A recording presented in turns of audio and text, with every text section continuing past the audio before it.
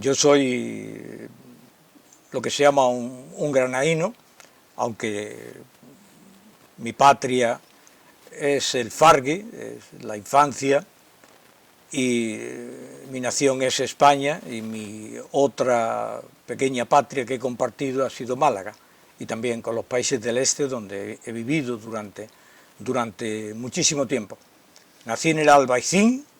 y del Albaicín me trasladé a una pequeña pedanía que no tiene ayuntamiento propio, pero siempre lo hemos considerado un pueblo, que es el Fargue.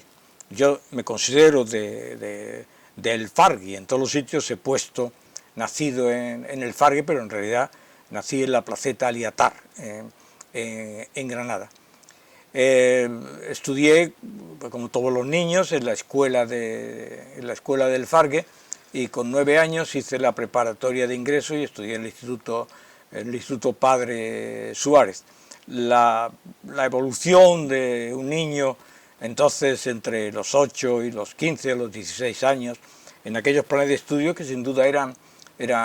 muy fuertes, con las reválidas, con la reválida elemental, con la reválida superior, etcétera, etcétera, fueron, bueno, en general, pues, como que se corresponde con la edad, felices, jugando al fútbol mañana, tarde y noche, soñando con imposibles, porque entonces incluso lo que era el ámbito de las mujeres se veía en lontananza, muy implicados, profundamente influenciados por la Iglesia Católica, toda la gente que en su momento después fuimos de izquierda, hemos sido de comunión diaria hasta prácticamente los 17 o 18 años, y heredamos en el marxismo todas las virtudes globales de la totalidad cristiana, y siempre me he considerado un cristiano, lo que se llama un cristiano viejo, es decir, aprecio el sacrificio, la humildad, la entrega, principios que en la actualidad la Iglesia Católica también ha desechado, con lo cual históricamente uno es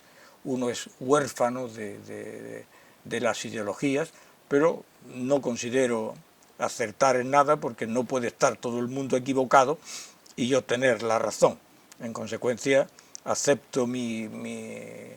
orfandad y me limito teóricamente a vivir de acuerdo conmigo mismo. Estudié la carrera en Granada, en la Facultad de Filosofía y Letras, como aparecen en mis libros. Primero fui detenido por propaganda ilegal. A finales de primero fui juzgado y condenado con una petición fiscal de 2 años. Fui condenado a 9 meses y un día por propaganda ilegal. En segundo estuve todo segundo en la cárcel, en la prisión provincial llamada Granja Agrícola Penitenciaria, el eufemismo de la prisión más dura que había junto con Ocaña. Ocaña era para mayores de 21 años, Teruel era para menores de 21 años, y estábamos todos 18, 19 años, presos políticos, y luego un importante grupo de presos sociales. En Teruel conviví con los que eran unos miserables, y siempre lo han sido, que eran los presos de ETA, un grupo de personajes insensatos, cuya única aspiración era aprender euskera, ignorantes, sectarios, que no querían ninguna relación con los presos políticos españoles. Y tercero, estuve prácticamente, cumplí 6 meses, 6 meses por redención de pena del trabajo, porque me dedicaba a la limpieza de la cárcel de Teruel, y también estudiando redimí penas. En tercero de carrera estuve parte del año desterrado, porque fue en 1970 cuando se decretó el estado de excepción. En cuarto estuve en la mili, obligado, porque no pude hacer milicias universitarias, y me destinaron a Badajoz, Tierra de Dios y Vergel de España, a una compañía de zapadores, de la que tengo un gratísimo recuerdo de los amigos, pero donde me destinaron a una compañía donde estaba el oficial del Servicio de Información Militar, y pasé una milis que, quitando el recuerdo de los amigos, fue verdaderamente terrible. Y en quinto, con la facultad ocupada por la Policía Armada, conseguí hacer la carrera. No perdí un año e inmediatamente vine para Málaga, que era un poco una ciudad donde se salía del entorno terrible de una ciudad bellísima, pero cruel como las serpientes, que es Granada, y en Málaga pues tuve la suerte de empezar prácticamente de cero y recordar de aquella parte de la juventud pues la hermosura de los años y todavía lo que era una Málaga pequeña con Torremolinos en auge y sobre todo el mar, porque para un granaíno ver el mar era una cosa apasionante, tirarse el tiempo mirarlo, porque en Granada los granaínos para ir al mar tenían que ir a Motril, que había una carretera infernal, entonces el mar era apasionante y hermoso, pero provocaba también distintas alergias, con lo que tuve también varios años, con una especie de mucosidad que ya no forma parte de la belleza, pero forma parte de la realidad.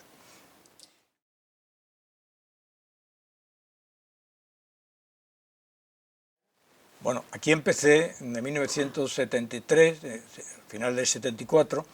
en un curso que pagaba la Diputación, porque no había todavía universidad, entonces el colegio universitario, los del curso cuarto, tenían que ir a examinarse a Granada. Y ahí empezamos un grupo de profesores que después nos incorporamos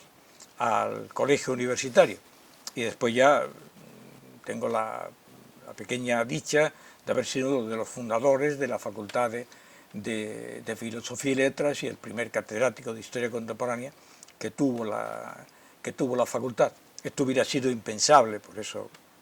tengo un reconocimiento hacia Málaga. Esto hubiera sido impensable en Granada, porque en Granada tuve que salir aconsejado por la trayectoria política y porque Málaga es una ciudad durísima,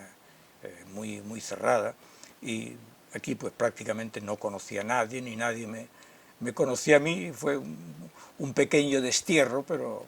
digamos adecentado por la belleza, por el clima, por el mar, por las visitas a Torremolinos, a Boga Boga, a sitios insólitos que en Granada no existían. Empecé siendo profesor ayudante, profesor adjunto. En 1982 obtuve la cátedra, fui profesor titular, y en 1990, en pleno gobierno del PSOE, hice la heroicidad de sacar por oposición la plaza de catedrático de Historia Contemporánea. Soy catedrático desde 1990, en consecuencia. He trabajado mucho, he vivido siempre prácticamente al margen. Soy un especialista en dar pasos siempre en la línea contraria a lo que determina el presentismo y las mejores oportunidades de la vida, y he llegado pues prácticamente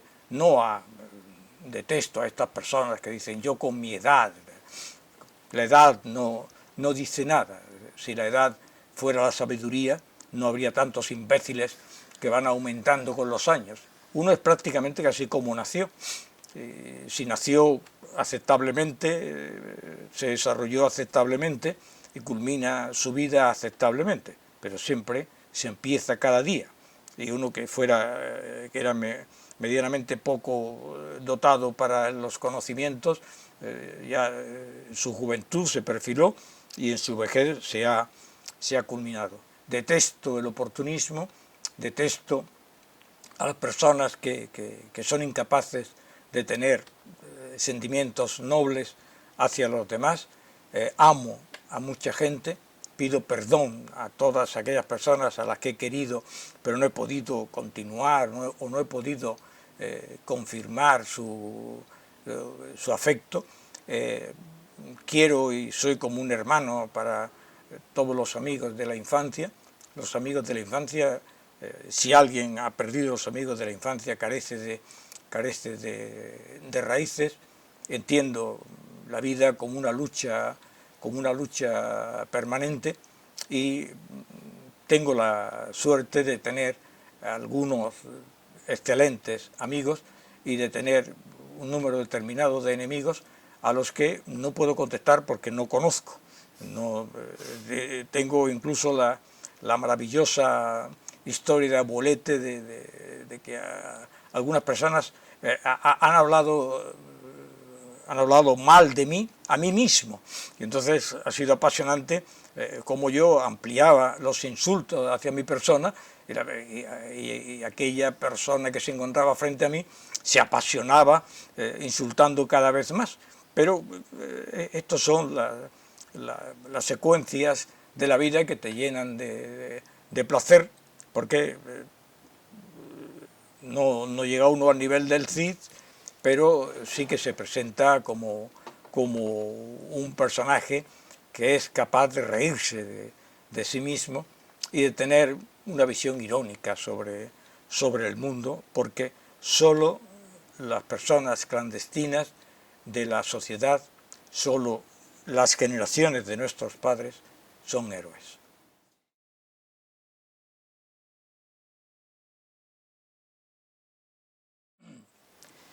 En 1969, cuando entré en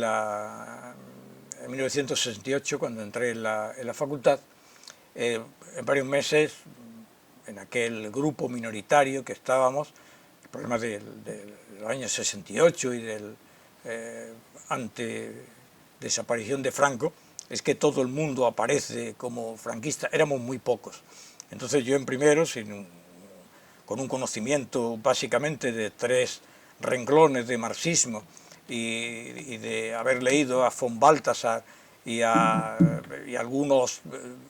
teóricos como Ratzinger del catolicismo, pues nos lanzamos a la lucha política. Efectivamente, como era de suponer, yo duré apenas un mes como secretario del Sindicato Democrático de Estudiantes de la Facultad de Letras. Fui detenido el 9, porque el 10 de diciembre se celebraba la conmemoración internacional de los derechos humanos. Por reclamar la Comisión de Derechos Humanos me pidieron 2 años de condena. Ese año volvimos a ser detenidos en enero de 1969 y yo ya prácticamente dejé de ser operativo, digamos, en el campo de la política porque ya estaba procesado por el Tribunal de Orden Público. Eso fue en primero. En segundo, a final de primero, fui procesado por el Tribunal de Orden Público,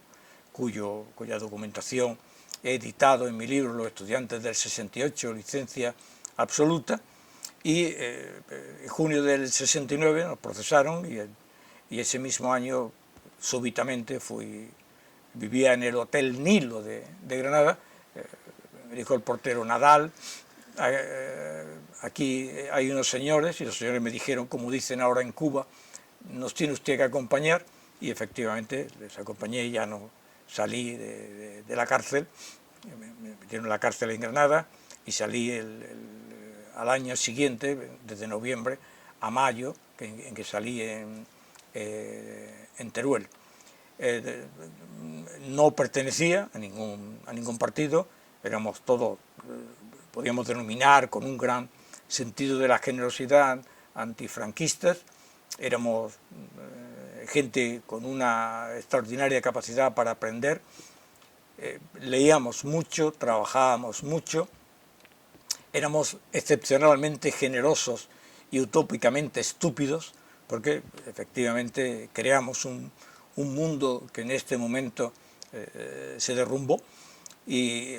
todos los principios que generamos al final se han convertido en bandidismo, en oportunismo y en personajes cuya aspiración es tener 4 años de diputados para hacerse piscina y chalet, pero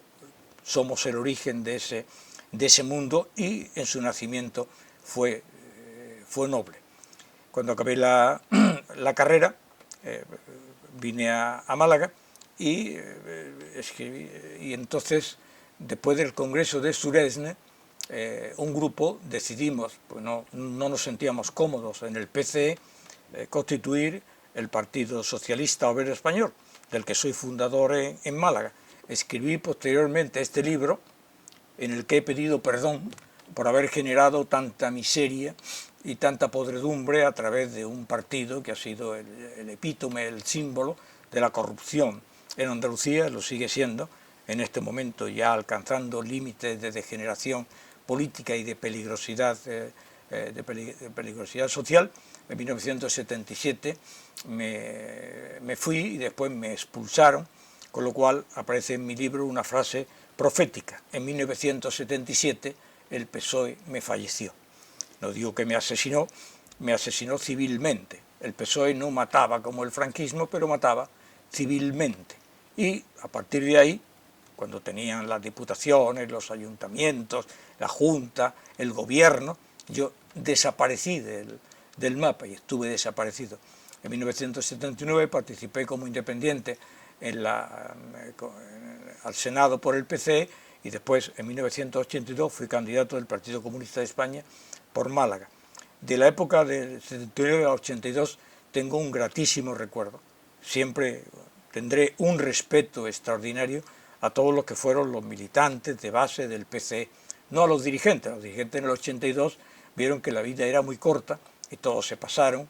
al PSOE para obtener cargos. Yo fui candidato porque no había nadie prácticamente y se preveía, estaba todo previsto en que el PC tuvo solo 4 candidatos y por Málaga no iba a salir nadie. Pero para mí fue un verdadero honor haber servido a aquella gente tan extraordinaria que no aspiraban a ser concejales ni diputados y que tenían un sentido místico de la política y de la vida y que eran honestos. En 1975 fui retenido en Madrid por la policía, fui gravemente golpeado, tengo 12 puntos de sutura en la cabeza por lo que de hierro de Cristo Rey, estuve encarcelado, multado con 200.000 pesetas de multa de la época, parte de la cual lo recogieron los estudiantes en Málaga, y tuve el deshonor de ser utilizado por Alfonso Guerra y por Felipe González para mostrar un socialista que había sido encarcelado y golpeado por todo eso aparece en mi libro, tratando de explicar la miseria del PSOE.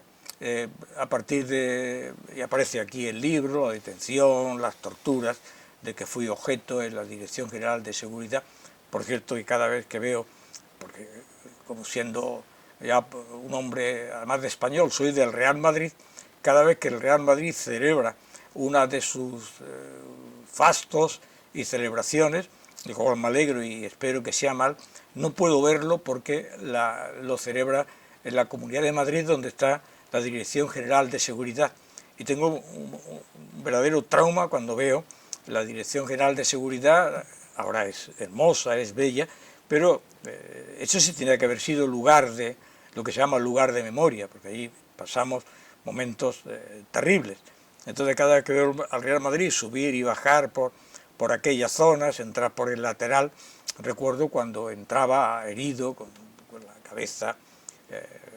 y allí, en este periodo de 1975, tuve la satisfacción de conocer a lo del proceso 1001. Allí conocí a Marcelo Camacho, a Sartorius, y fui duramente criticado por el PSOE por juntarme con los comunistas, naturalmente. Para un historiador y un profesor de historia,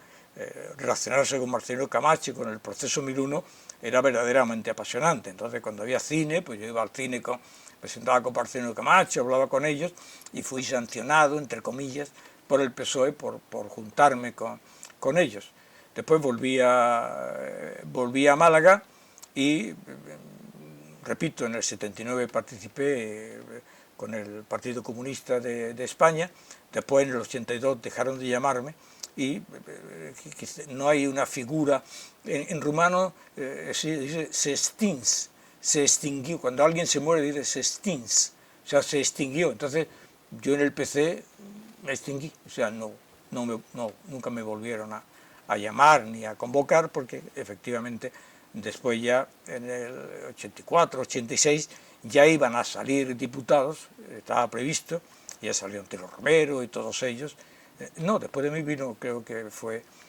Ignacio Gallego, y después Antero Romero, y ya hubo cargos y diputados toda la vida, pero yo me extinguí en el PC. Y entonces pues, prácticamente me dediqué a estudiar, me dediqué a trabajar, publiqué mucho, no tuve ninguna editorial porque todos dependían de la Junta, no tuve ni siquiera cuando me publicaba libros, ni siquiera encontraba distribuidoras, porque todas las distribuidoras del PP eran del PSOE, y claro, los distribuidores del PP que servían al PSOE no podían hacerlo porque dependían de la Junta. Ninguna editorial podía sobrevivir sin la Junta, porque era la Junta y las diputaciones las que encargaban libros a las editoriales. La historia de las editoriales durante la etapa socialista en Andalucía es digno de un análisis de periodismo de investigación, pero claro, los periodismos de investigación están en la actualidad luchando por los derechos civiles, entre comillas, y no están preocupados por las investigaciones importantes.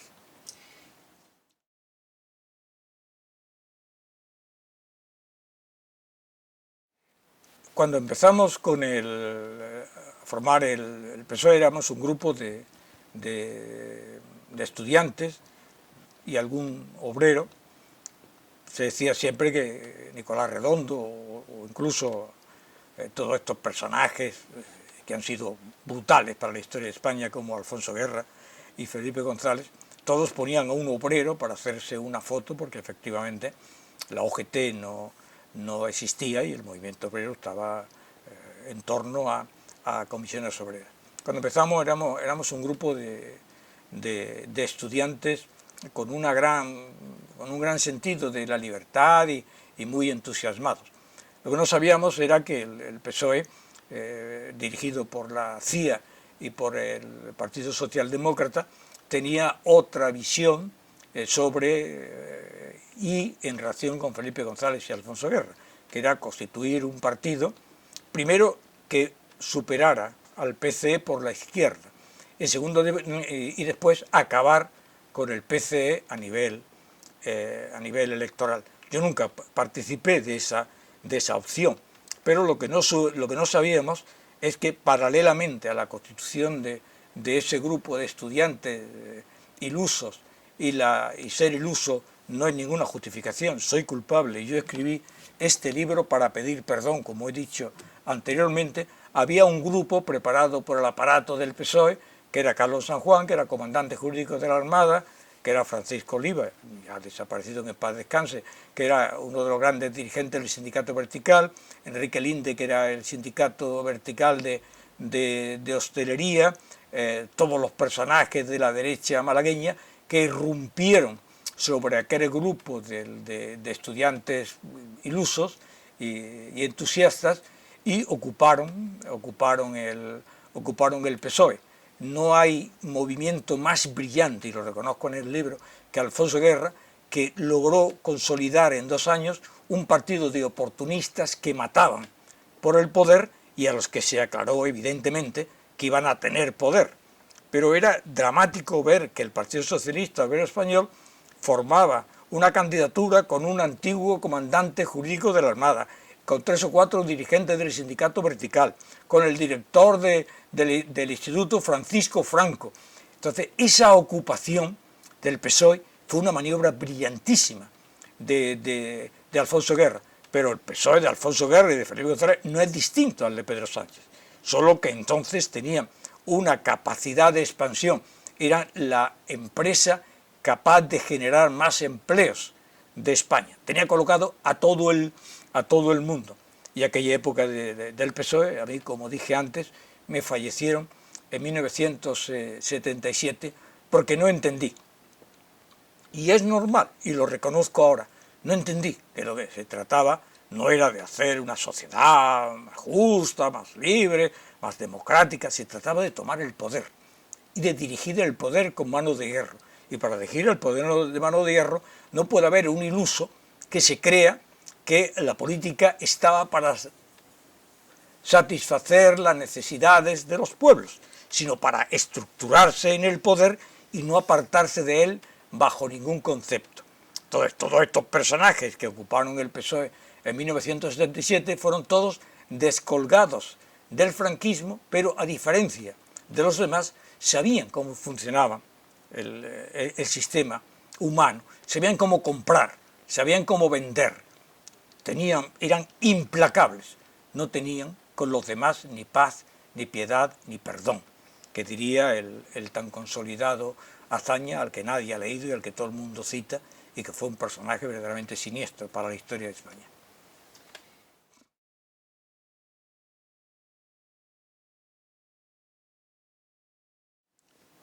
Mi primer libro, y que fue especialmente importante, que fue La Guerra Civil en Málaga, fue mi tesis doctoral. En aquella época todos mis colegas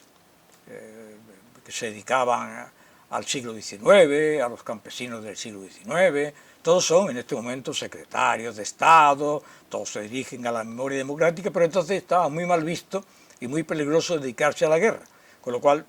no hay ningún especialista en guerra civil entre los de la memoria de mi generación, y al final han hecho 3 o 4 libros, no sé si lo han hecho ellos o se lo han hecho para mostrar que tienen que estar al frente de la memoria democrática. En aquella época empecé yo solo a trabajar sobre la guerra civil. Hay que tener en cuenta, cuando visitaba los archivos en 1976-77, había que hacer una serie de peticiones al gobierno, entonces de la UCD, que todo lo admitía, pero el archivo de Salamanca estaba ocupado por la Guardia Civil, estaba todo desordenado, la Dirección General de Guardia Civil era imposible entrar, los archivos del Ejército entraba siempre tratando de ser simpático y de que algunos de los que estaban allí te atendieran y te ofrecieran la documentación, pero eso está prácticamente igual. España es el único país que, pese a todo lo de la memoria y todos estos farsantes que se dedican en este momento a construir historias imposibles e inexistentes, España es el único país que cuando vas por el mundo te dicen: este señor es un especialista en franquismo, tienes que rectificar, porque en España no está desclasificado ni un solo documento del franquismo. Aquí no sabemos ni cuáles fueron las causas de la descolonización de Marruecos, ni los acuerdos con los Estados Unidos, no conocemos un solo documento del Consejo de Ministros, ni del Alto Estado Mayor, no sabemos nada. Y eso no ocurre ni en Francia, ni en Alemania, ni en Italia, ni donde gobernó el nazismo, ni el fascismo. España no somos especialistas en franquismo. Entonces yo empecé básicamente en un mundo desconocido y edité este libro que fue 2 años el más vendido en la Feria del Libro, y que Pedro Aparicio decidió ese año que no se publicara cuál había sido el libro más vendido en la Feria del Libro, para no reconocer mi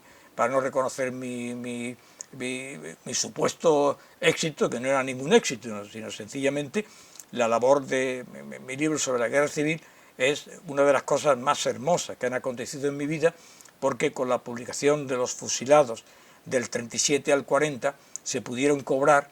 las pensiones,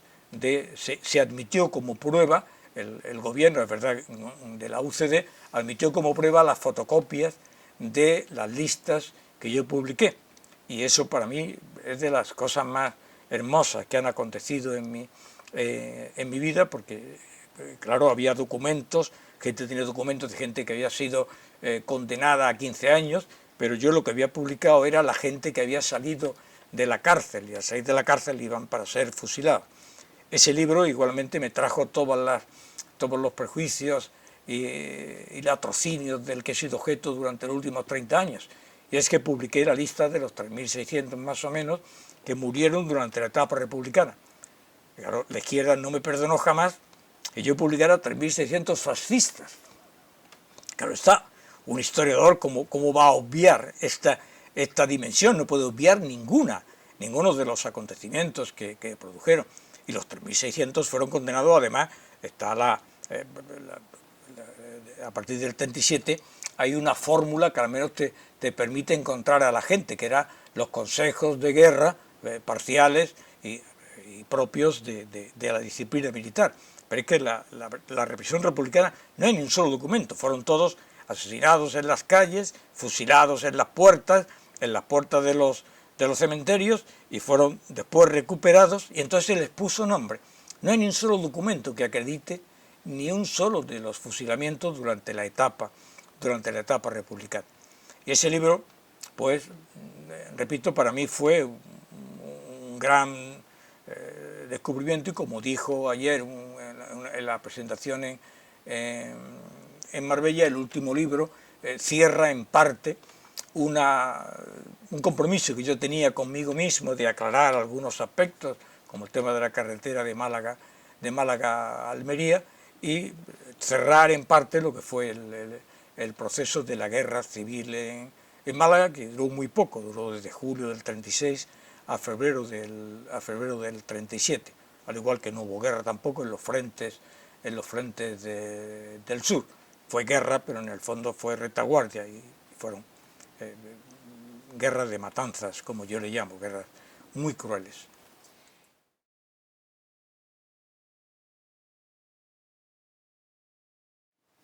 Hay un mundo que yo he podido estudiar, cuyo último libro fue este, que es la historia del trienio liberal. Málaga, desde 1808, presenta prácticamente unos rasgos específicos, por ser una ciudad fundada en una economía inestable, en el que, a diferencia de Granada, que desde el siglo XV es una sociedad de funcionarios, militares, miembros de la judicatura y del amplio campo de la administración, desde los corregidores hasta los gobernadores civiles, Málaga fue una ciudad tremendamente fluctuante, con una población que generó trabajadores, pero también un amplio sector de lo que Marx denominaba el lumpenproletariado, gente que trabajaba en el puerto, gente que trabajaba la vendeja, gente que trabajaba en la vendimia, gente que trabajaba unos meses, después tenían que sobrevivir, y fueron generándose desde Monte Gibralfaro zonas de verdadera miseria, en el que yo publiqué un libro denominado Excrecta Higiene Larios, con una enorme concentración económica en manos de las grandes familias, y prácticamente desde 1808 Málaga es una ciudad de una extraordinaria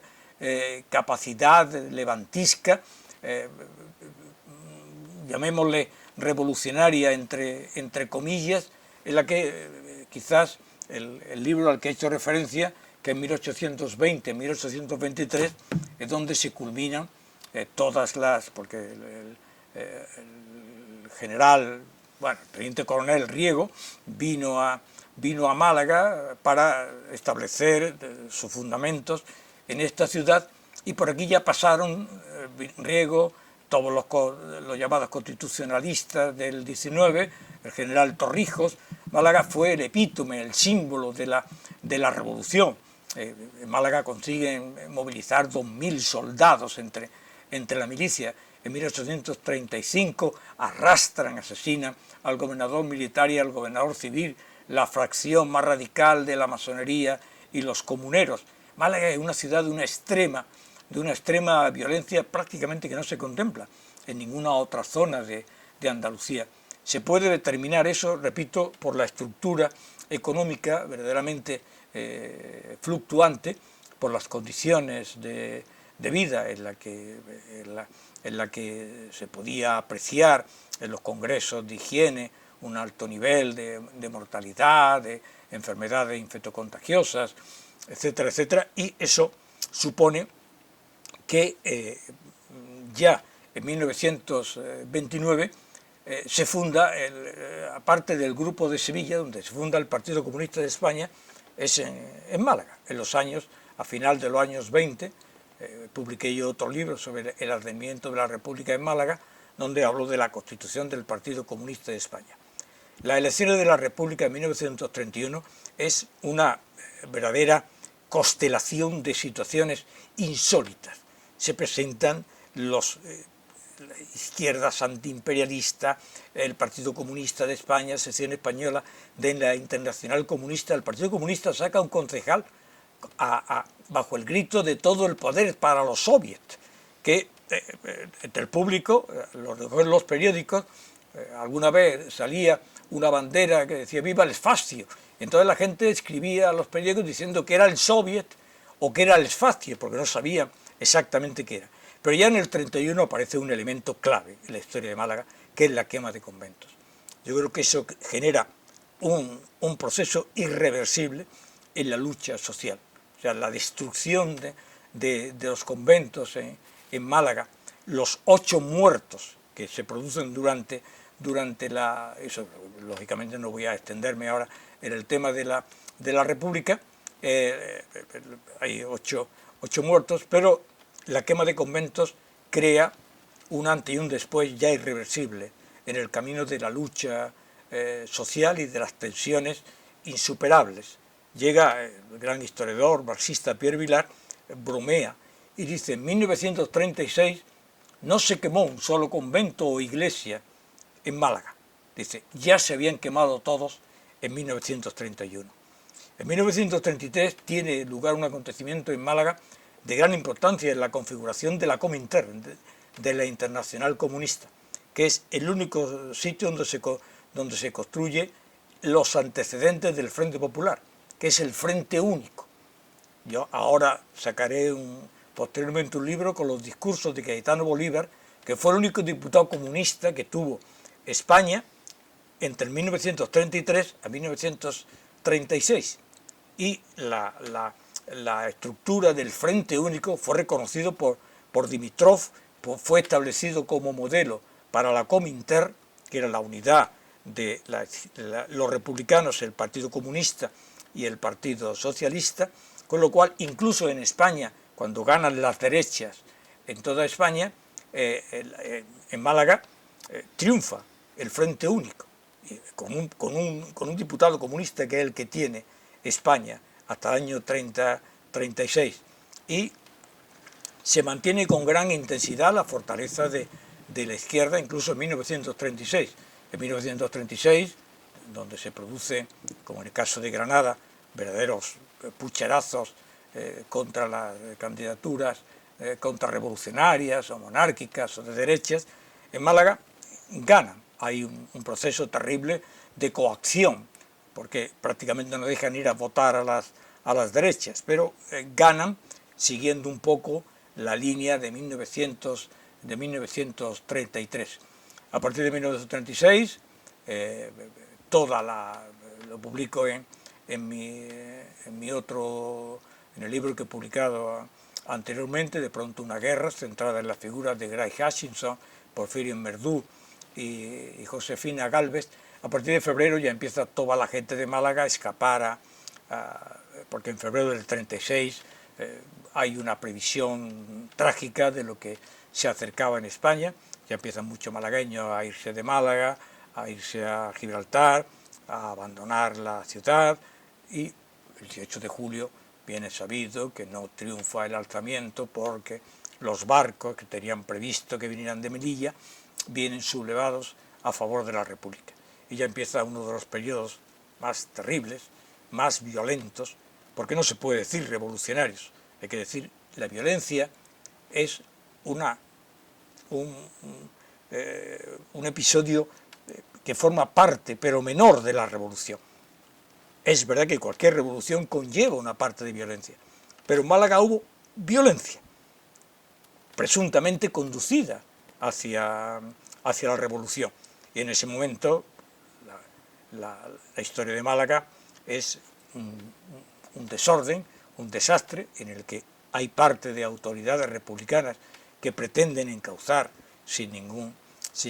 éxito la deriva, la brutal deriva de la represión, y en consecuencia en febrero del 36, de forma absolutamente inconcebible y deplorable, huye el gobernador militar, huye el consejero ruso, huye el representante del PCE, huye Cayetano Bolívar, fue de tal dimensión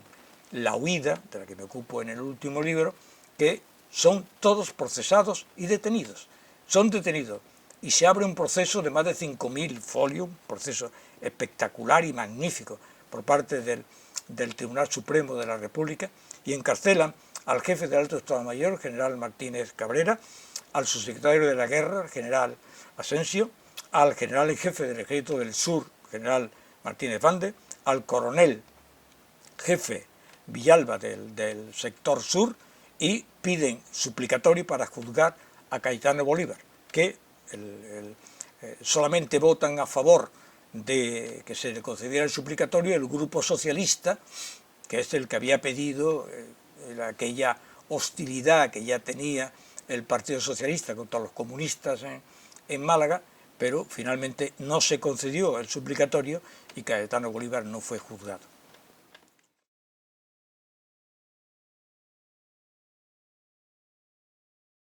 La carretera de Málaga a Almería, sobre el que espero que en este periodo de tiempo se aclare, porque ya llevan millones, superan los millones de euros de inversión a los grupos memorialistas, es uno de los acontecimientos que a mí me ha producido más dolor, pero ante el cual un historiador no se puede evadir, tiene que buscar la verdad o aproximarse a la verdad en un tema tan complicado. Quiero decir igualmente que todas las brigadas internacionales de las que la Junta de Andalucía sigue financiando, todas ellas han desaparecido de sus respectivos países, de Rumanía, de Polonia, por su servicio al estalinismo. De forma, cabe decir que el único sitio donde se sigue fomentando el apoyo a la Cominterna y a la Internacional Comunista es en el sur de España, y la Junta de Andalucía, la pasada y la anterior, más algunos ayuntamientos de Málaga que siguen haciendo homenajes y montando estatuas y figuras a todos los miembros de la Internacional Comunista. Yo creo que no saben exactamente quiénes son. El problema de la carretera de Málaga a Almería es que el perfil del que huye es un grupo de milicianos, que son más de 40.000 en España, en Málaga, que salen con sus familias. Desde luego la derecha no sale. Entonces, en el porcentaje que yo he establecido, del que ya que hay algunos que hablan de 350.000 y lo compara con el genocidio de Bosnia, entonces eso es una barbaridad y carece del más mínimo rigor. Pero hay que tener en cuenta que yo creo que hay decenas de sociedades que viven de la famosa salida de la carretera de Málaga a Almería y tienen inevitablemente que mantenerse para mantener la subvención bajo estos mitos que son como los adjetivos que se disparan. Cada vez la pistola dispara un adjetivo más, en el fondo soez, porque no son reales. Pues en Málaga se habla de una ciudad de 150.000 personas que salieron. 150.000 eran los habitantes, de ahí hay que quitar un 20% de entre 1 y 5 años y un 10% entre 65 y 70, con lo cual de 150 ya quedan unos 70.000. Si a los 70.000 se le quitan unos 20.000 que votaban a las derechas, se quedan en 50.000. De los 50.000 le quitas un porcentaje que se abstuvieron y posiblemente quedan en 40.000. De los 40.000 le quitas un número importante de mujeres que no salieron en la carrera de Málaga-Almería, y entonces entre los defensores y los que huyen desordenadamente de los frentes, pues podían llegar a 80, 90 o si se quiere 10.000, 100.000, teniendo en cuenta que había en torno a 15 o 20.000 que venían huyendo de los pueblos de Granada, de Sevilla y de Cádiz. Pero no más. El resto luego se añade de forma absolutamente inaceptable que salieron de Málaga 350.000 a los que se unieron los pueblos por los que iba pasando. Claro, yo he ido constatando pueblo por pueblo el número de habitantes. Naturalmente, imaginar que del Rincón de la Victoria, que de Benagalbón, de Torrox, de Vélez, llegaran a aproximarse a 90.000, eso es absolutamente inimaginable, no es verdad, es imposible. Pero esto está subvencionado, esto está pagado, y cuando se subvenciona, y este es el discurso imperante, no hay forma humana de contestar. Yo establecí unos números, de lo que no estoy de acuerdo, el número en porcentajes de fallecidos, porque es imposible, y llevo 30 años con el tema, es imposible saber el número de personas que volvieron desde Torrox, el número de personas que volvieron desde Nerja, el número de personas que volvieron desde Motril. La verdad es que, según Norman Vition, que tuvo una capacidad casi apoteósica o tuvo una epifanía, vio que llegaban unos 20.000 a Almería. Y de ellos dice Norman Vition que había 5.000 niños menores de 5 años. Esto ni en el milagro de los panes y los peces se pudo conseguir, pero lo consiguió Norman Vition, y sobre este discurso, sobre este folleto, lleva la Junta de Andalucía gastada millones de euros sobre esta inmensa falsedad del promotor, de uno de los grandes promotores de la Internacional Comunista. Yo he dicho que no tengo cifras. Lo que sí he mantenido es que, de acuerdo con lo que establecen los historiadores de la memoria, que no manejan fuentes, manejan únicamente datos de todos aquellos que tristemente salieron de Málaga, si se hubiera operado, como se decía, la Legión Cóndor, la aviación italiana, el almirante Cervera y el Canaria y el Baleares disparando sobre la cola, sobre la parte central o la cola de los ciudadanos malagueños, sevillanos, granadinos que salían por la carretera, hubiera habido al menos casi 20 o 30.000 muertos, porque era tal la concentración que solo unas pasadas de Heinkel o de aviones alemanes o de los lanzamientos del Canaria y el Baleares hubiera habido entre 20 y 30.000 muertos, porque hubiera sido una masacre apocalíptica. Eso no existió. He dicho y he repetido que en la caída de Málaga la aviación no tiene un carácter autónomo. No es como en la Segunda Guerra Mundial, en que se establecen los criterios estratégicos, muchas veces sobre, como pasó en Coventry, como pasó en Dresde, como pasó en Le Havre,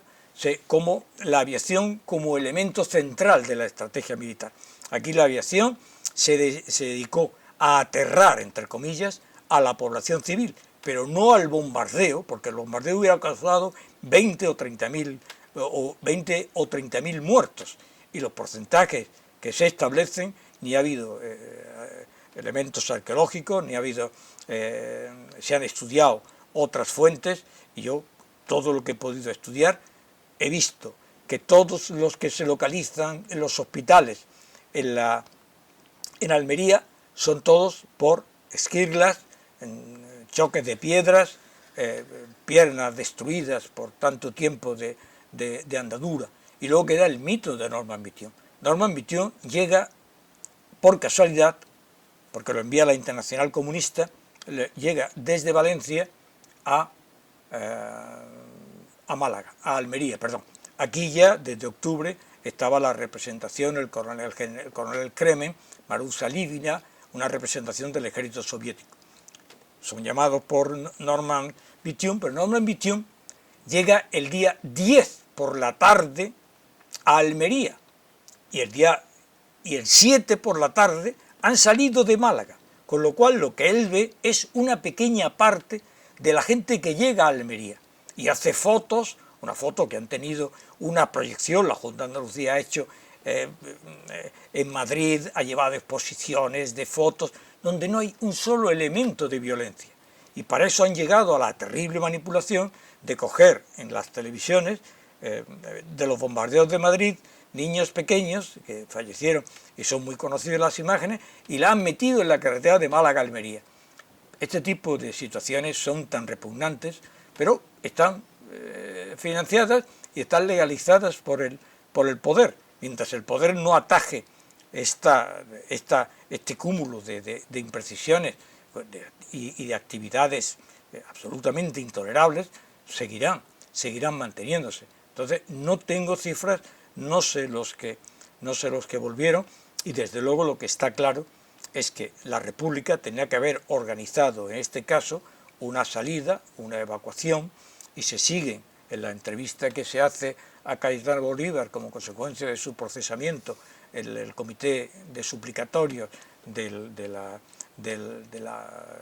Cortes Republicanas. Es un verdadero escándalo, porque Cayetano Bolívar no dice absolutamente nada, Se ve claramente que el propio Cayetano Bolívar coge su coche personal, mete a su madre, mete a su familia y se va hacia Almería. Eso, las autoridades republicanas huyen. Y cuando llegan algunos personajes que son dignísimos y a los que yo recojo, que son militares, que son el teniente coronel Angulo, el jefe de la base naval, Bodilo San Martín, llegan a la comandancia militar y han huido, ni siquiera le habían avisado. Y cuando se reproduce, se conecta Anita al cable y recojo parte de la charla que tiene Prieto, como ministro de Marina y de Aire, diciéndole a Villalba y el subsecretario de Guerra que volvieran a Málaga. Pero los grandes responsables de la caída de Málaga son Indalecio Prieto, que sacó a la Armada Republicana de la base naval de Málaga en octubre del 36 para satisfacer las peticiones del Partido Nacionalista Vasco y del gobierno vasco, para defender Bilbao, dejando a Málaga, al Mediterráneo y al Estrecho desprotegido para la República, y Francisco Loro Caballero, que no mantuvo las peticiones y del que existe, aunque no con esa precisión, la famosa frase «ni un fusil más para Málaga». Francisco Loro Caballero y Indalecio Prieto son los grandes responsables para la República de la pérdida de Málaga.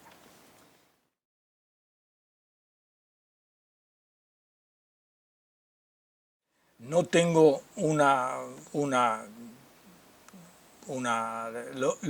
lo único que he recogido documentalmente, tanto por parte de la República como después del Ejército del Sur nacionalista, es mucha gente que está muerta de hambre, por enfermedad. Hay que recordar que cualquier grupo social, y más en esta época, que saliera andando, pues había gente que tenía problemas físicos, o de corazón, diabetes, y se ve claramente que están muertos por inacción, por inanición, por todos los elementos que genera una situación de hambruna y de miseria como la que se vivió en Málaga durante el periodo republicano. Pero no tengo cifras del número que pudieron fallecer por causas naturales, y desde luego los porcentajes que murieron por razones militares son muy escasas, porque, insisto, hubiera sido una masacre entre 20 y 30.000. Y los próximos proyectos, está ya un libro, está imprimiéndose, que espero que salga, que es la historia de la masonería en Málaga, desde 1931, y un famoso proceso que hubo a 21 masones en Málaga, en el que intervino el ejército italiano, el propio Mussolini, el conde Sciano, para salvarle la vida a 21 masones que fueron elegidos de manera arbitraria y condenados a muerte, después condenados a 30 años y después condenados a 6 meses sin un día. Y después, pues, todo lo que es la masonería durante la etapa republicana, y creo que es un libro especialmente interesante. Y luego tengo más adelante uno en el que me voy a ocupar de la metodología para el estudio de la represión republicana, en el que hago 3 apartados muy bien estructurados, que es el pueblo de Junquera, de Álora, de Antequera y de Benamargosa, sobre todas las fuentes, que pues, registros civiles, causa general, informes de los ayuntamientos, un libro de carácter metodológico, pero en el que voy a reflexionar sobre los grandes ejes de la historia, que en el tiempo de la guerra fue la Iglesia Católica y el Partido Comunista de España. Quitando la Iglesia Católica, el régimen franquista, fascista. No, el régimen franquista fue un régimen militar, una dictadura. No sé cuál es el debate que existe en la actualidad, si el franquismo fue una dictadura o no, pero el franquismo fue una dictadura porque el propio general Franco sí lo reconoció. En esto no hay ninguna duda. Y las aportaciones de quien realmente estableció el poder durante el franquismo fue la Iglesia Católica. La Iglesia Católica sabía dónde iba, sabía lo que quería. Entonces, como hay tantas determinaciones del franquismo, sería un régimen nacional católico. Entonces, estudio la represión republicana sobre la Iglesia Católica, la actitud del Partido Comunista de España en Málaga, para centrar los grandes sujetos de la historia en torno al cual se deriva el Partido Socialista, la masonería, los partidos monárquicos, digamos, los ejes esenciales que después se van a materializar sorprendentemente en un gran pacto nazi-soviético, que lleva, para los historiadores es apasionante cuando ves que Franco y la pasionaria opinan exactamente igual en el ámbito de política exterior, porque al firmarse el pacto germano-soviético, ni la pasionaria podía hablar mal de los nazis, ni Franco podía hablar mal de la Unión Soviética. Pero la historia es apasionante cuando uno se enfrenta a ella, digamos, con la libertad de juicio.